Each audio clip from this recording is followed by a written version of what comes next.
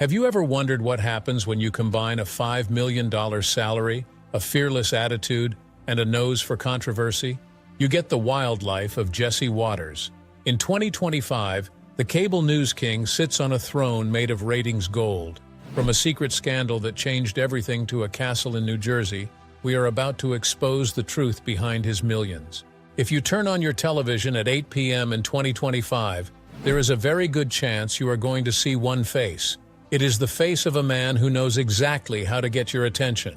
Jesse Watters has officially taken over the world of cable news. For years, people wondered who would fill the shoes of giants like Bill O'Reilly and Tucker Carlson. Well, Jesse didn't just fill them.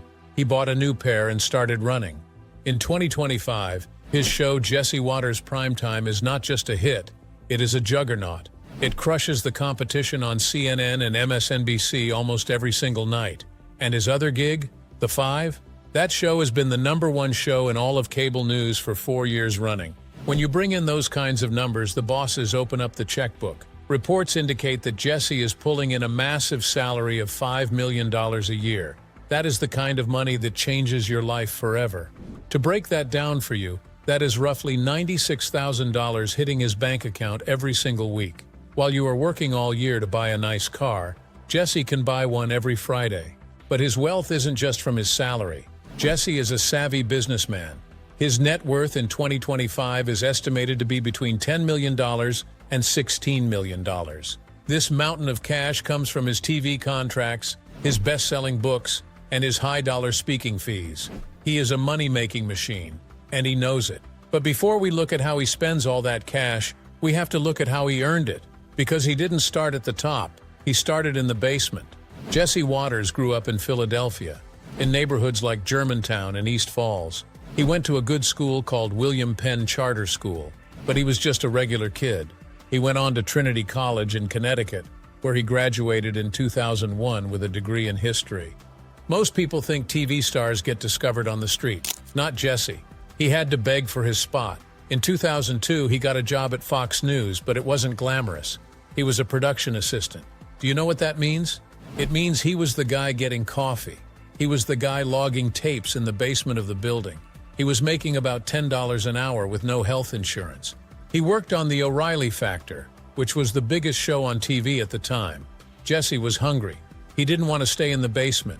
He started pitching story ideas to Bill O'Reilly. At first, O'Reilly shot him down. He told Jesse, "You're an idiot," but Jesse kept pushing.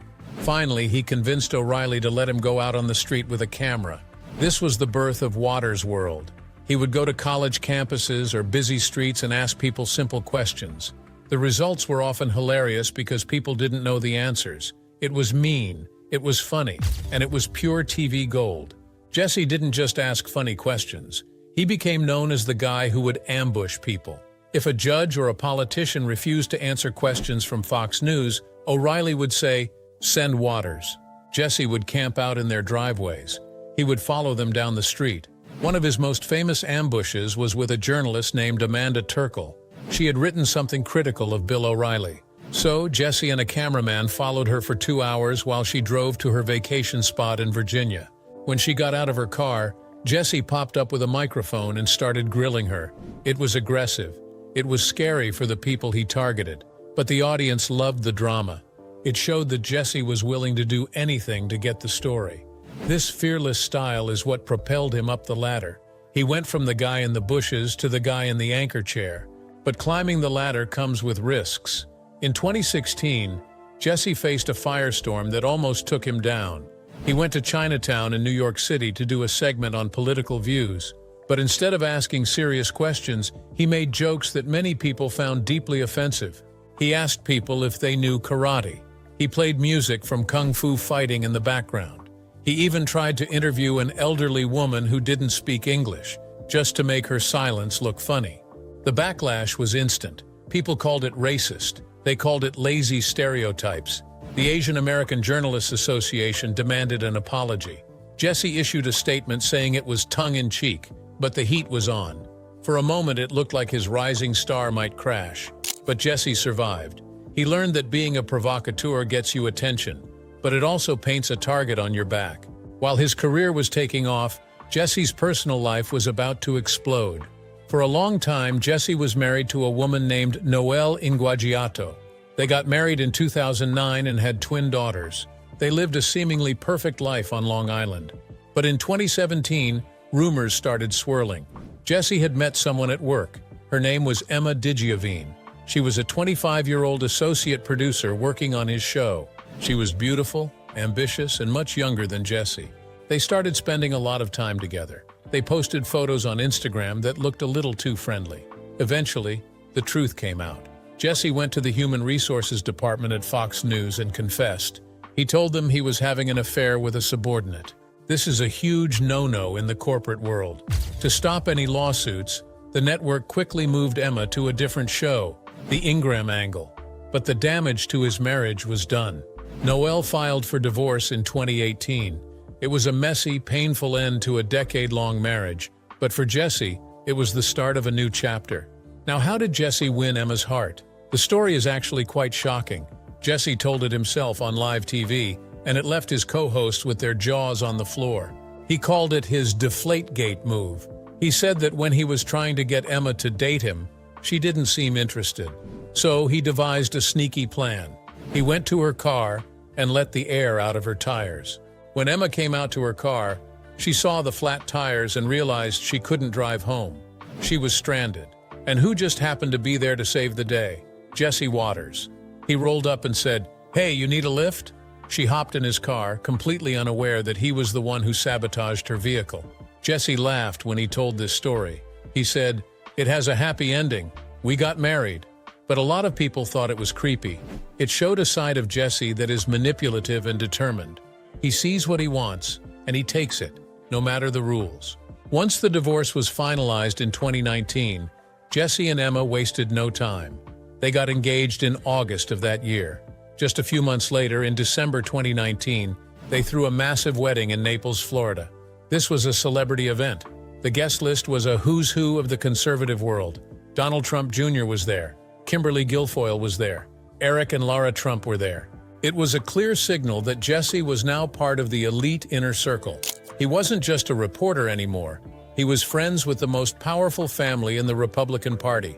Emma looked stunning in a white gown, and Jesse looked triumphant. He had the new job, the new wife, and the new life. Jesse Waters is now a father of 4, and his house is very loud. First, he has his twin daughters, Sophie and Ellie, from his first marriage. They were born in 2011, which makes them teenagers in 2025. If you have teenagers, you know that is a handful. Jesse often talks about them on the 5. He shares funny stories about their school dances, their phones, and how they roll their eyes at his dad jokes. Then he started a second family with Emma. In April 2021, they welcomed a son. Jesse was so proud, he named the boy after himself, Jesse Bailey Waters Jr. He calls him a little rascal. But they weren't done yet.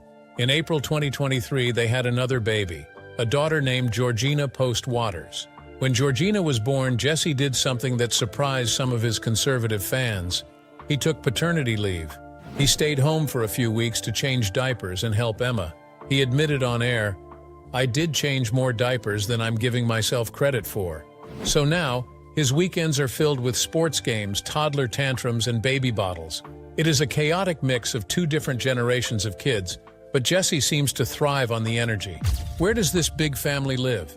They needed a house that fit their status. In 2023, Jesse dropped $2.8 million on a mansion in Bernardsville, New Jersey. This house is a beast. It is 10,296 square feet.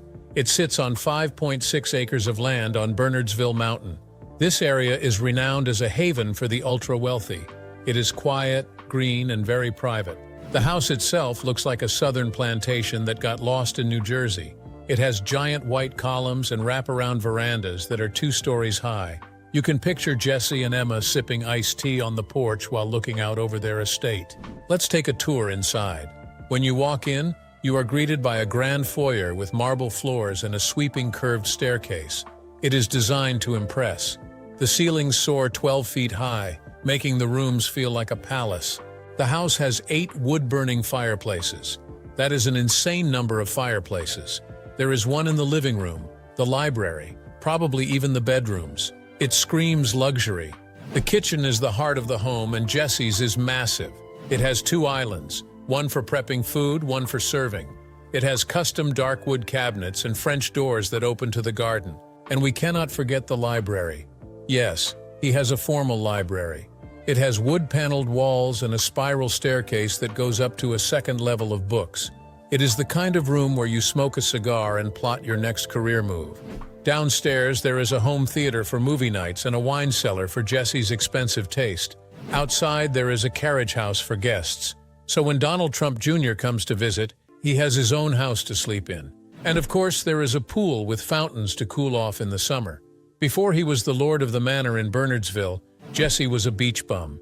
He owned a stunning vacation home in Beach Haven on Long Beach Island. It was a fixer-upper that he turned into a gem. It was right on the ocean. It had 4 bedrooms and open decks where you could watch the sunrise. He put a lot of money into it, adding a new kitchen and a luxury bathroom. But owning 2 mansions is a headache, even for a millionaire. In 2023, he sold the beach house for $1.65 million. It was a sad goodbye, but it freed up cash to pour into his new forever home on the mountain. He traded the sand for the privacy of the forest. A man like Jesse Waters doesn't drive a Prius, he drives a tank. Jesse is the proud owner of a Ford F-150 Raptor. If you don't know cars, let me explain. The Raptor is a monster. It is huge, wide, and loud. It is built for jumping over sand dunes in the desert, but Jesse uses it to drive to the grocery store. It costs over $70,000 and guzzles gas like crazy. Jesse loves it. He talks about it on his show. He says, "The men in the suburbs, a lot of them drive pickup trucks. If they don't drive a truck, they're a conservative." To him, the truck is a symbol. It says, "I am a tough American man." He hates electric cars. He mocks them constantly. In a viral clip, he said the only electric car he would ever drive is a driverless car, so he could take a nap. He wants to hear the engine roar. He wants to feel the power. Have you noticed how sharp Jesse looks on TV? His style is very specific. He wears perfectly tailored suits that fit him like a glove. He isn't buying off the rack. These are custom jobs. But his casual style is just as curated. There is actually a clothing brand called Greyers that named a pair of pants after him. They are chinos. It is the ultimate preppy dad look. He wears them with a crisp button-down shirt and maybe a blazer. He always looks put together, whether he is on a stage or at a barbecue. And watch his wrist. Jesse is a watch guy. You can often spot him wearing luxury timepieces. While he doesn't flaunt them, eagle-eyed fans have spotted what look like Rolex and Omega watches on his wrist. These are watches that cost more than most people's cars. Jesse is in his late 40s in 2025, but he looks younger. How does he do it?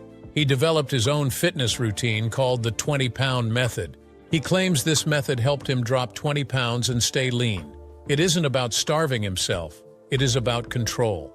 First, he cooks his own food. He says restaurant food is the enemy because it is loaded with hidden butter and salt. By cooking at home, he controls exactly what goes into his body. Second, he does high-intensity interval training, HIIT. He works out for just 30 minutes a day. He doesn't spend hours lifting heavy weights. He does fast, intense bursts of exercise to burn fat. Third, he gave up fast food completely. No more drive-thrus. It sounds simple, but it takes discipline. And it works. He looks fit and energetic every night on TV.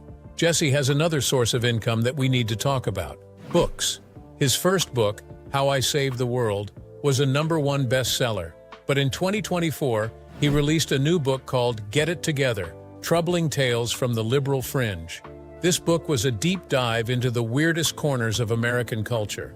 Jesse went out and interviewed some truly wild characters. He interviewed a professional cuddler, someone who gets paid just to hug people.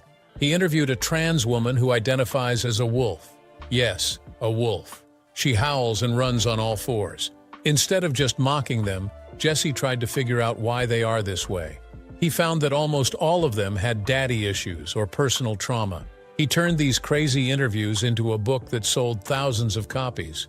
He went on a huge book tour, signing copies for fans in New Jersey and Florida, with lines wrapping around the block.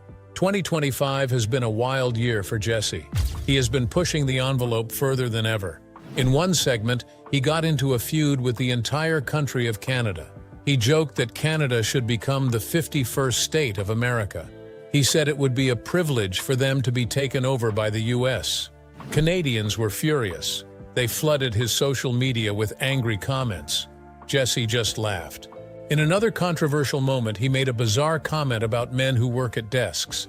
He said, "When you sit behind a screen all day, it makes you a woman. That gives you estrogen." He claimed that real men work outside. His co-host, Janine Pirro, looked at him and said, "You sit behind a screen." The internet roasted him for days. But again, it kept his name in the headlines. So, what is the lifestyle of Jesse Waters in 2025? It is a life of contradictions. He is a man who champions the working class while living in a $2.8 million mansion with marble floors. He preaches traditional values while having a scandalous origin story to his marriage. He drives a Ford Raptor to look tough but wears tailored suits and expensive watches. He has built an empire by being the guy you love to hate, or the guy you hate to love.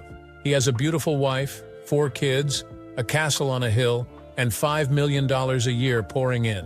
He has climbed from the basement of Fox News to the very top of the mountain. Love him or loathe him, Jesse Waters is winning the game. He is living the American dream, loudly, proudly, and with just enough controversy to keep you watching.